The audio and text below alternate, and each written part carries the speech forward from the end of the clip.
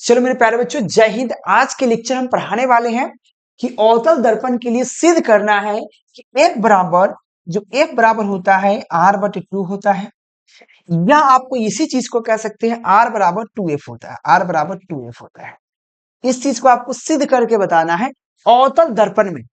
ऐसे बेसिकली यह क्वेश्चन इतना इंपॉर्टेंट है मेरे प्यारे बच्चों, इतना बार क्वेश्चन पूछा गया है, इसका आपका हर हिसाब नहीं है, ठीक है ना। तो यह क्वेश्चन इतना इंपॉर्टेंट है। क्वेश्चन सीधा कहा कि अवतल दर्पण के लिए, मेरे प्यारे बच्चों ध्यान देना, यह चीज है अवतल दर्पण के लिए सिद्ध करे कि f/r/2 या r/2f सिद्ध करना है। कैसे सिद्ध कर सकते हो, चलो इस पे बात करते हैं। तो सबसे पहले मोटे मोटे तौर पे समझाते हैं, फिर आपको समझ में आएगा। हम एक अवतल दर्पण बनाते हैं, फिर आपको समझाते हैं। हम यहाँ पर एक अवतल दर्पण बना रहे हैं, पर आप प्यार से समझना, ठीक है ना। यह मान लेते एक अवतल दर्पण है, यह अवतल दर्पण है जिसका प्रधान अक्ष, ठीक है ना, अवतल दर्पण है जिसके लिए हम इसको मान लेते हैं प्रधान अक्ष है। प्रधान अक्ष एक समांतर रहता है। प्रधान अक्ष में एक होता है वक्रता केंद्र, यह वक्रता केंद्र होता है, इसको हम ध्रुव P कहते हैं। यह ध्रुव जो होता है यह P होता है, यह ध्रुव P है।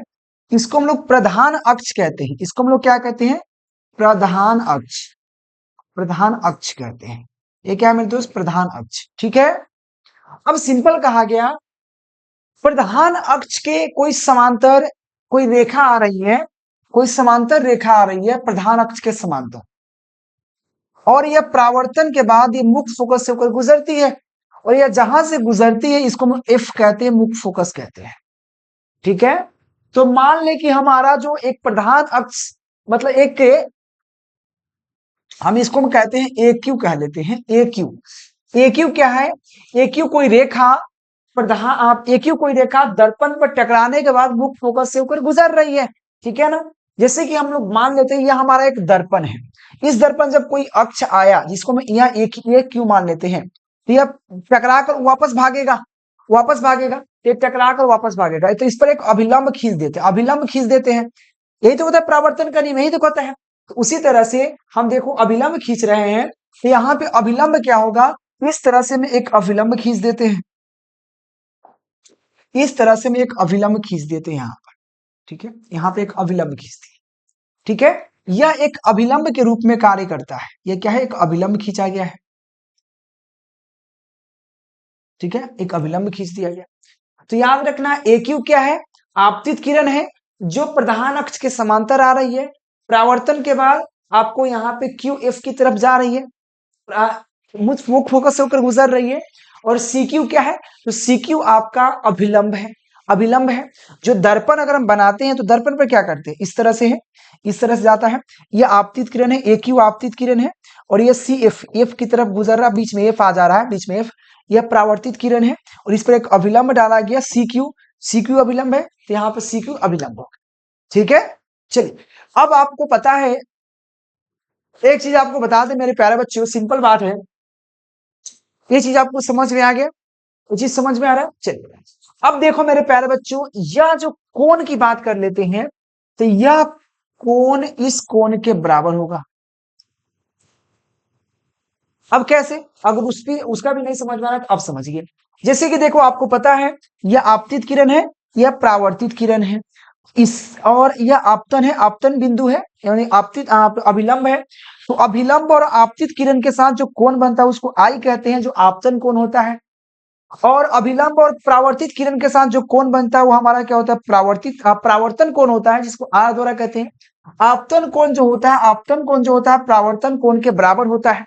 आपतन कोण जो होता है प्रावर्तन कोण के बराबर होता है ना। यानी कि आपका यह आपतित किरण है तो इसके साथ कोण बनेगा आई, यह प्रावर्तित किरण इसके साथ कोण बनेगा आर। तो आई और आर आपस में बराबर होगा। यानी कि सबसे पहला आप क्या करोगे, यहां पर लिखोगे इस चीज को, इस चीज का मेंशन कर किया जाएगा यहाँ पे। सबसे पहला क्या लिखोगे कि कोण आई बराबर कोण आर। यह क्या होगा? प्रावर्तन के नियम से, प्रावर्तन के नियम से, मेरा राइटिंग गंदा है, नियम से, नियम से, ठीक है ना, नियम से है। उसके बाद देखो, यही में अगर बात किया जाए तो अगर यह कोण थीटा मान लिया जाए, कोण थीटा, तो देखो आपको पता है जब कोई दो समांतर रेखा समांतर रेखा आपस में काटती है तो एकांतर कोण बराबर होता है। एकांतर मतलब यह कोण जो होगा इस कोण के बराबर होगा। देखो यह एकांतर कोण के रूप में कार्य करता है। मैं अगर इसको पीछे खींच दूं और यह जो चीना काट रहा है, यह आप देखो सुगा पंखी वाला, तो कोण आई कोण थीटा के बराबर होगा। कौन से एकांतर कोण से। तो आप यहाँ पे लिख सकते हैं कोण आई बराबर क्या हो जाएगा, यहाँ पे आई बराबर थीटा। ये कौन से थे, एकांतर कोण से। एकांतर कोण से है कि नहीं, एकांतर कोण से आपस में बराबर होगा, एकांतर कोण से। अब मान लिया जाए इसका समीकरण 1 है, ये समीकरण 2 है, तो समीकरण 1 2 अगर आप देखो समीकरण 1 का भी लेफ्ट साइड आई है और समीकरण 2 में लेफ्ट साइड आई है, यानी कि समीकरण 1 एंड 2 से, समीकरण 1 एंड तथा 2 से क्या होगा, अगर समीकरण 1 आई बराबर आर है, समीकरण 2 में आई बराबर थीटा है, तो यानी कि आपस में आर बराबर क्या होगा, थीटा होगा, है कि नहीं। आर बराबर थीटा हो जाएगा, होगा ना, बिल्कुल होगा। अगर किसी भी त्रिभुज, तो अब अगर हम एक त्रिभुज मान लेते हैं, अब समझना, अब त्रिभुज, एक त्रिभुज बन रहा है QCF, QCF बन रहा है QCF। देखो मेरे प्यारे बच्चों, यह तो ले रहे हैं नंबरिंग, हमको नहीं लगता है कि भाई देखो हम AQCF मान रहे हैं, तो हो सकता है कि हम जो इसमें बनाए हैं इसमें थोड़ा सा अजीब अलग हो, अलग टाइप का हो, तो याद रखना इसके अनुसार से हम ये बनाएंगे, ठीक है ना, तो याद रखना। तो यह हो गया QCF। अब देखो एक त्रिभुज बन गया QCF, एक त्रिभुज बना, देखो इस तरह से, इस तरह का त्रिभुज है, ये Q है, ये C है, F है, ठीक है ना। आपको यह R कोण है, इधर एक ऐसी इस तरह से गया है, ये आपको I कोण है, ये आपका थीटा कोण है। अगर किसी भी त्रिभुज कि अगर आपको देखो त्रिभुज में क्या है, इस त्रिभुज में यहाँ पे QCF की बात करें, इनमें क्या होगा, कोण जो है, कोण R जो है वो कोण थीटा के बराबर है। क्यों ऑलरेडी कह रहा है कोण आर कोण थीटा के बराबर है। और किसी भी त्रिभुज के अगर दो कोण आपस में बराबर, तो उसका दो भुजा भी बराबर होता है। इस त्रिभुज को हम थोड़ा सा उलटते हैं और इस तरह से करते हैं, इस तरह से। यह कोण आपका आर है, यह कोण आपका थीटा है, और ये थीटा के सामने का भुजा और आर के सामने के भुजा आपस में बराबर होगा। उसी तरह से थीटा के सामने वाला भुजा और आर के सामने वाला भुजा आपस में बराबर होगा, यानी कि आपको सिंपल है CF जो होगा QF के बराबर होगा, यानी कि यहाँ पे जो CF होगा वो आपके QF के बराबर होगा, QF के बराबर होगा। अगर किसी भी त्रिभुज का दो कोण बराबर है तो उसके सामने वाला भुजा आपस में बराबर होता है, यानी कि Q है कोण R कोण थीटा के बराबर है, तो कोण R के सामने का भुजा कोण थीटा के सामने का भुजा आपस में बराबर होगा, ठीक है। तो यह चीज समझ में आ गया। तो आपको C जो होगा ये CF जो होगा QF के बराबर होगा। चलिए इतना समझ में आ गया आपको, ठीक है। इसको समीकरण लेना है तो 3 ले सकते हैं, 3 समीकरण, क्योंकि 1 2 मान लिया, इतना आपको समझ में आ गया होगा। अब देखिए अगर हम, चूंकि दर्पण का द्वारक छोटा है, द्वारक मतलब होता है उसकी मुड़ा गया है उसको द्वारक, जैसे कि यह मान लीजिए दर्पण की द्वारक है, इसको द्वारक छोटा मान लिया जाए, मान ली इस तरह का हो, देखो इसमें फर्क बुझा रहा है। तो इसमें क्या होगा भाई, ये सीधा लग रहा है, ये सीधा, ये तनका सा क्या है, ये तनका सा मुड़ा हुआ है, ये थोड़ा सीधा है।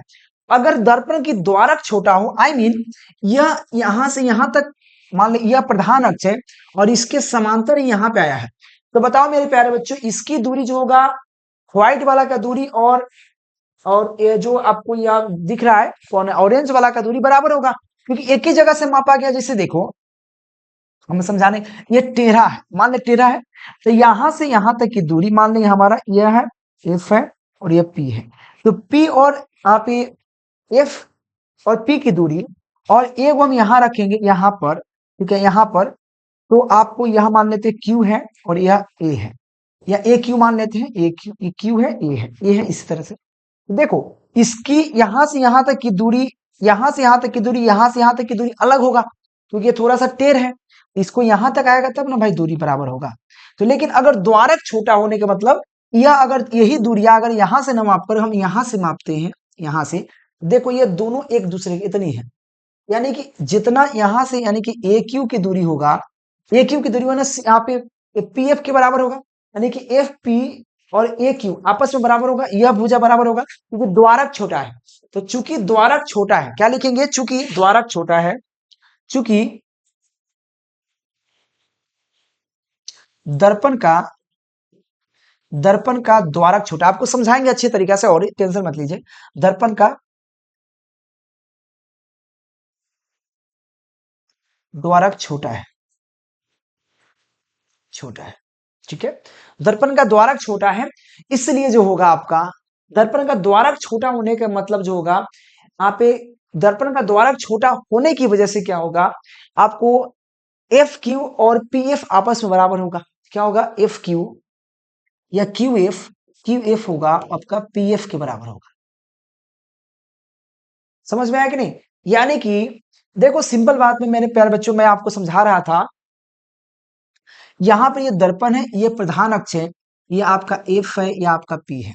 तो पी और एफ की जो दूरी होगा, यहां से ऐसे गया है, अगर मान लीजिए इसके सामने हो, इसी के सामने, इसके यहां पर दूर ना हो, तो यहां पर क्यू है, तो एफ क्यू और पी एफ आपस में बराबर होगा अगर दर्पण का द्वारक छोटा हो तो क्या होगा, यहाँ पे एफ क्यू या क्यू एफ और पी एफ आपस में बराबर होगा। तो क्या होगा, एफ क्यू आप पी एफ बराबर होगा। इस समीकरण को मान लेते हैं हमारा 4 मान लेते हैं, समीकरण 4। अब देखो समीकरण 4 अगर देखा जाए तो समीकरण 3 और समीकरण 4 में कुछ मैच कर रहा है क्या? तो सर बिल्कुल, ये क्यू एफ बराबर सी एफ है और क्यू एफ बराबर पी एफ है, यानी कि यहाँ पे सी एफ पी एफ के बराबर होगा। सी एफ क्या होगा, पी एफ के बराबर होगा। यहां पर लिख देते हैं समीकरण 3 और 4 से, क्या लिख देते हैं, समीकरण 3 और एंड 4 से। समीकरण 3 और 4 से क्या होगा मेरे प्यारे बच्चों,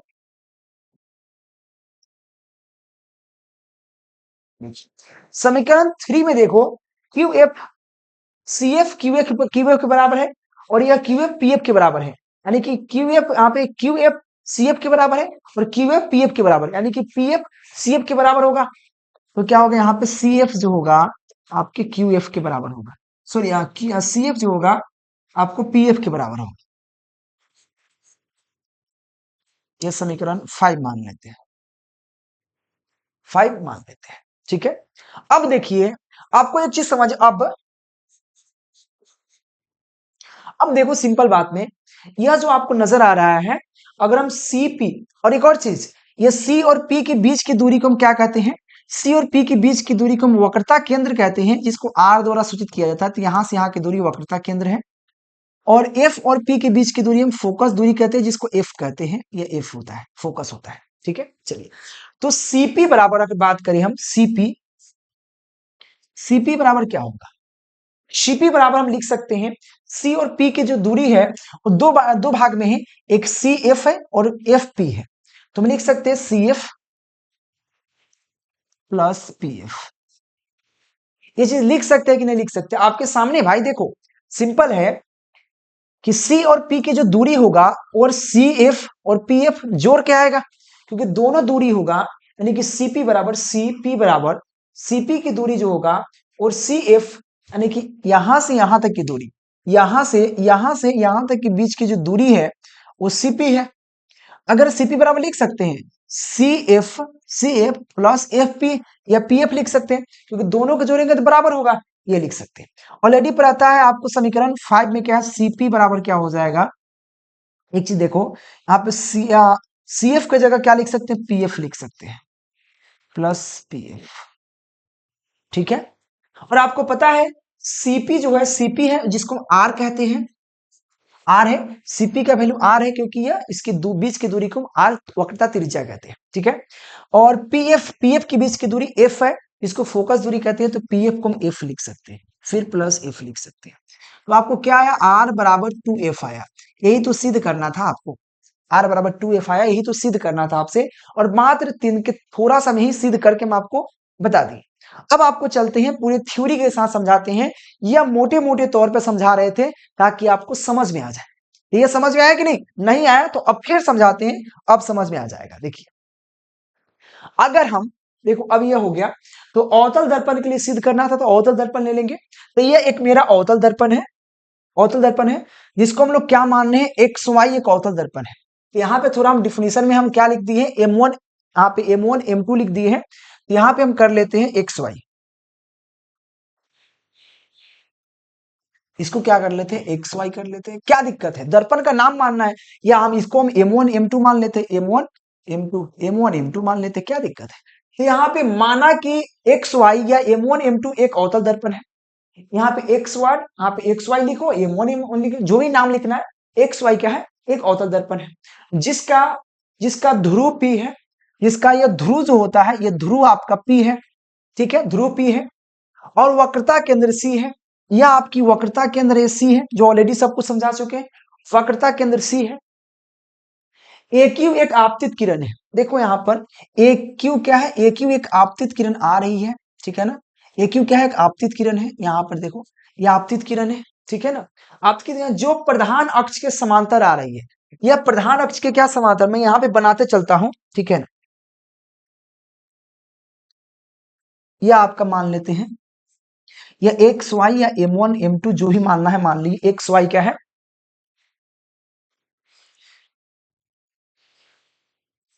एक्स वाई एक अवतल दर्पण है, जिसके आपको अवतल दर्पण है, जो कि हम यही इसी तरह से लिख रहे हैं, जिसका ध्रुव P है, तो ये आपका ध्रुव हो गया, P हो गया, जो यहाँ पे ध्रुव P है, चलिए हम इस तरह से बनाते चलते हैं। इसका वक्रता केंद्र C है, जिसका वक्रता केंद्र यहाँ पे C मान लेते हैं, जहां पे यहाँ पे C है, देखिए C है वक्रता केंद्र। चलिए अब कहता है AQ, AQ क्या है, AQ एक आपतित किरण है, या A है या Q है, ये क्यू है, जो आपका ए है और क्यू है, आपतित किरण है, यह किरण आ रही है, ठीक है ना, आपतित किरण है, जो प्रधान अक्ष के समांतर आ रही है, देख जो ये प्रधान अक्ष है, ये नीचे वाला ये जो लाइन खींचा हुआ, ये प्रधान अक्ष कहते हैं, इसको हम लोग प्रधान अक्ष, प्रधान अक्ष कहते हैं, तो प्रधान अक्ष के समांतर आ रही है, ठीक है, और प्रावर्तन के बाद फोकस से होकर गुजरती है, और ये प्रावर्तन के बाद ये फोकस से होकर गुजरती है, ये मान लेते हैं फोकस है, फोकस से होकर गुजरती है, ठीक है, जो कि देखो एक ही आपतित किरण आ रही है, जो आपको आपको प्रधान अक्ष के समांतर और प्रावर्तन के बाद आपको देखो फोकस से होकर गुजर रही है, देखो यहाँ पे ये एफ से होकर गुजर रही है, ब्लैक वाला फोकस से होकर गुजरती है, प्रावर्तन के बाद फोकस से होकर गुजरती है, तो सी क्यू अभिलंब है, सी क्यू देखो इसमें अभिलंब डाला गया है, तो यहाँ से सी क्यू एक क्या करेंगे, यहाँ से अभिलंब खींच देंगे, तो यहाँ पे एक सी क्यू एक अभिलंब खींचा गया, ठीक है, सी क्यू एक अभिलंब है, देखिए यहाँ पे सी और क्यू जो डैश डैश डैश डैश किया गया है, यह अभिलंब है, सी क्यू एक अभिलंब है, और आपको पता है अभिलंब है, तो आपतित किरण और प्रावर्तित किरण में जब बीच में अभिलंब डाला जाता है, तो यह आपतित कोण हो गया, प्रावर्तन कोण, आपतन कोण प्रावर्तन कोण बराबर होता है, तो क्या सी क्यू अभिलंब है, जैसे कि नीचे चित्र में दिखाया गया, नीचे नहीं बगल में चित्र में दिखाया गया है, ठीक है, आगे चलिए, बुनिया झाड़ ले बेटा, मौका बाज मिलल, बुनिया झाड़ ले वेदा का, चलिए अब देखो आपको ऑलरेडी पता चल गया कि देखो यह आपतित किरण है, जो ऑलरेडी समझा, आपतित किरण के साथ जो अभिलंब के साथ, और सी क्यू अभिलंब है, और ए क्यू आपतित किरण है, और आपतित किरण और अभिलंब के साथ जो कोण बनता है उसे आपतन कोण आई कहते हैं, तो यह आपका आपतन कोण आई हो गया, यह आपतन कोण है, और अभिलंब है सी क्यू, अभिलंब और परावर्तित किरण क्यू एफ है, इसके साथ जो कोण बनता है उसे हम लोग परावर्तित किरण आर कहते हैं, तो आई कोण आई बराबर कोण आर, ये कौन से नियम से, प्रावर्तन के नियम से, जो प्रावर्तन के नियम कल ही पढ़ा दिए हैं। फिर चलिए अब देखिए, अगर कोई समांतर रेखा के दो कोई रेखा प्रतिच्छेद करता है, एकांतर कोण बराबर होता है, एकांतर कोण मतलब जो होता है समझिए, इसमें देखो यह अगर हम समांतर ए क्यू आ रही है, समांतर किसके, आप ये प्रधान अक्ष के समांतर आ रही है, और इस पर एक रेखा काट रही है, ये वाला एक रेखा, ये वाला अभिलंब बन रहा है, ये अभिलंब अभिलंब है, तो आपको जो कोण आई जो होगा कोण थीटा के बराबर होगा, यह एकांतर कोण होता है, तो कोण आई कोण थीटा के बराबर है, कोण आई कोण थीटा एकांतर कोण से, जो ऑलरेडी पहले भी समझा चुके हैं, अगर नहीं समझ में आया बताने की प्रयास करना, ठीक है, चलिए समीकरण 1 2 से क्या क्लियर है, अगर समीकरण 1 में आई बराबर आर है, समीकरण 2 में आई बराबर थीटा, यानी कि आर बराबर थीटा हो जाएगा, तो क्या होगा यहाँ पे समीकरण 1 2 से क्या है, कोण आई कोण आर कोण थीटा के बराबर हो जाएगा, कोण आर जब कोण थीटा के बराबर हो जाएगा, तो किसी भी त्रिभुज के अगर दो कोण बराबर है, तो उसके सामने वाला भुजा भी बराबर होता है, आपको कैसे समझा देते हैं, आपको पहले भी समझाया, अब माना कि अब त्रिभुज क्यू एफ यहाँ पे बात करते, इसको हटा दे, इसको हटाते हैं, देखिए अब त्रिभुज देखो, इसमें त्रिभुज एक बन रहा है, ए वाला, ये त्रिभुज बन रहा है इस तरह से,